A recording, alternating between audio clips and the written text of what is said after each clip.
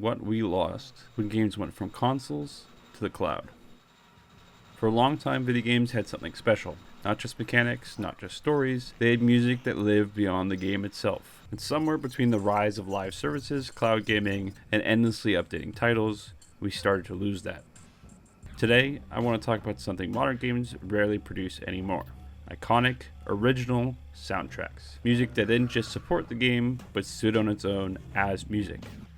Early games had limitations. Tiny cartridges, primitive sound chips, a handful of channels for audio. But those limitations forced composers to do something incredible. They wrote memorable music that carried the entire atmosphere of the game. Take Donkey Kong Country, for example. Its soundtrack, composed by David Wise, is legendary. The track, Aquatic Ambience, isn't just background noise. It's a piece of music people listen to decades later while studying, relaxing, or even working. And most people listening probably aren't even playing the game. That's the key difference. The music escaped the game. Another perfect example is Earthbound. Composers Kiichi Suzuki and Hirokazu Tanaka create something weird, emotional, and completely unique. The soundtrack jumps between psychedelic rock, experimental electronic music, and jazz-inspired melodies. Tracks like Pollyanna, I Believe in You, feel less like game audio and more like an album from an indie band. That's why people still cover it, remix it, and perform it live. It became culture, not just game design.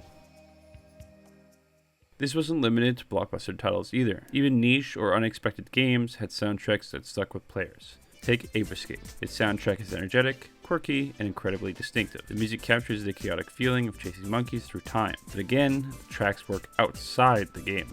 You can throw them in a playlist and they still work. The same goes for strange little titles, like Barbie Beauty Boutique. But its jazzy, upbeat soundtrack perfectly matched the game's creative energy and charm. Even games that weren't meant to be serious still treated the music like a real soundtrack. When you have something like Street Fighter 2, composed by Yoko Shimomura, every character had their own musical identity. Ryu had a heroic theme, Guile had one of the most famous tracks in gaming history. Guile's theme became such a cultural phenomenon that people still joke that Guile's theme goes with everything. And they're right, because it's not just game music, it's music.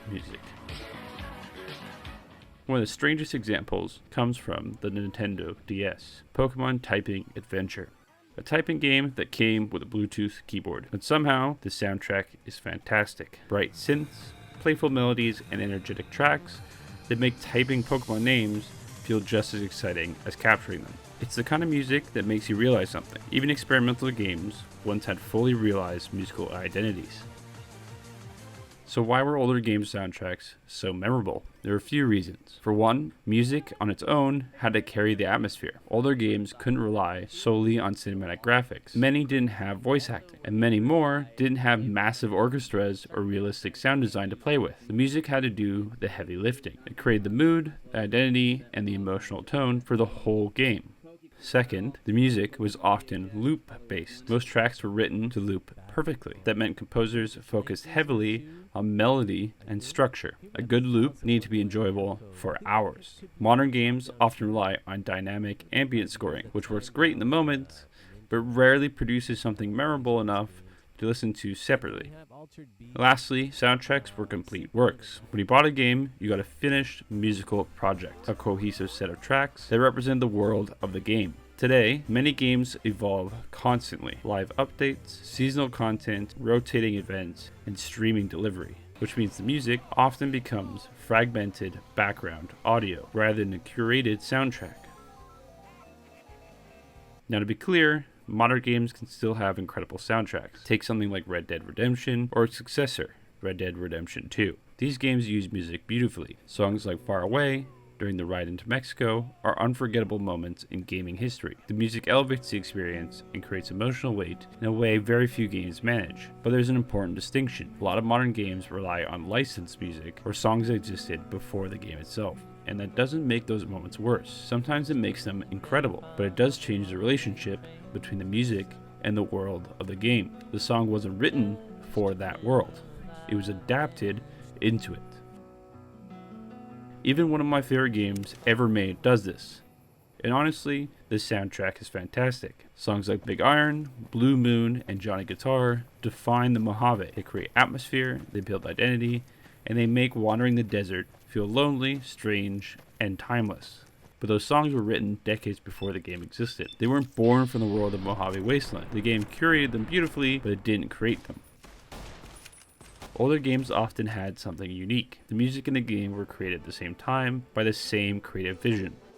When you hear aquatic ambience, you think of Donkey Kong Country. When you hear the battle themes from Earthbound, you think of its weird towns and surreal enemies. The music didn't exist before the game. It became inseparable from it. That's the harmony older games often had. The soundtrack wasn't just supporting the experience, it was part of the game's DNA.